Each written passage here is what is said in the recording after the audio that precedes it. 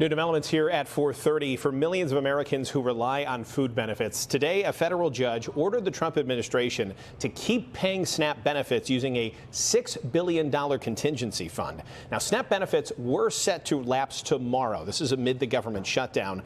And the judge also said the administration needs to examine whether other federal funds would be available to keep that program running. So what we do not know at this point is if or when the money might actually reach the 42 million people who receive SNAP benefits and if they will receive the full amount. The uncertainty puts food pantries all across our area on alert and working in overdrive. We've been following the story day by day, wondering which way a judge might rule. Courtney, Sisk is joining us with still how local food banks are preparing to fill the need and how people can help here to these people who still have no certain future on their next meal. Courtney? Alex, Marion, nearly 2 million Illinois residents rely on food assistance programs like SNAP, and we're concerned that the benefit could temporarily end. And with so much uncertainty still, food banks across the area say they need help now more than ever. Chicago neighbors lined the block outside of the Nourishing Hope food pantry in Lakeview Friday morning on the eve of what could be their last day with SNAP benefits for the foreseeable future. Each person has a story that brought them there today. What you got to decide, do I want to buy food or do I want to pay the light bill, so you got a choice. Lee Blunt frequents the pantry but says it seems the need is growing. And I feel for the women with the kids because they have to make a decision.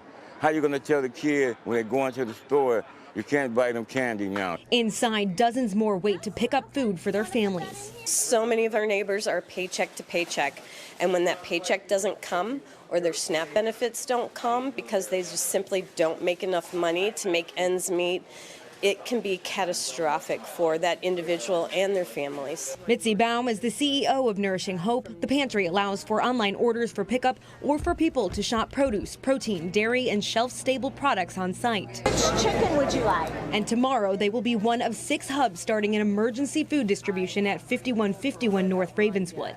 And we will be distributing emergency boxes to 500 individuals or families that come by between noon and 3 o'clock. Baum says the need for food is always present in the area, but will be made more complicated by threats to SNAP cuts and government workers going without pay, bringing in some people for the first time. Now seeing folks that are in a situation they've never experienced before, it's very humbling for all of us, but we are going to rise to the need and we are going to take care of them.